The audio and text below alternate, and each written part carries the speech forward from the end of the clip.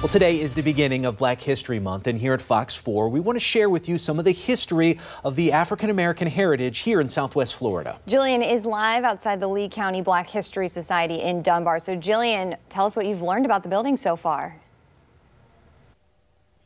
Hey Lisa, well, I've been walking through this museum all morning long, and I've just learned so much about Black history in our area. So many African Americans really contributed to our community, both in law enforcement, education, and the medical field. Take a look right over here.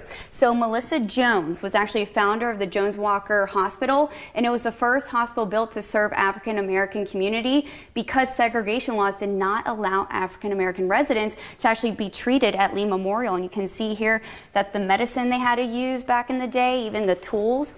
But over here, I want to show you something. So midwives, the African American midwives, I thought this was interesting. So the slave trade brought many African slaves to America, and among them were women who brought generations of knowledge about childbirth. And these women, as you see right here, were in Fort Myers, and they were midwives just delivering babies.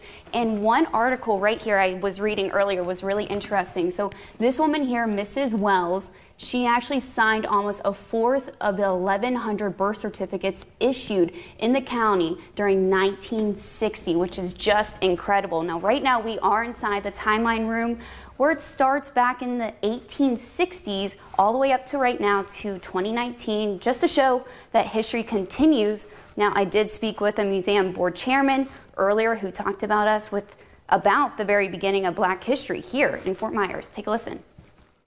I think the great part about telling the story, you have an opportunity to see artifacts and interpretive exhibits that tie everything together.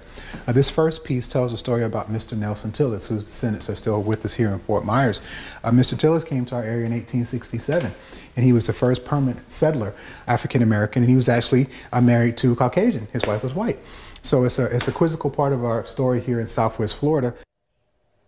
And that's not all. There's local players that actually became professional athletes in our area, and I know our photographer Juan's a huge sports fan. Do you think we'll bring that up next, Juan? We should? Okay, so in the next 30 minutes we'll have all the details on that coming up. Reporting live, I'm Jillian Hartman, Fox 4, in your corner.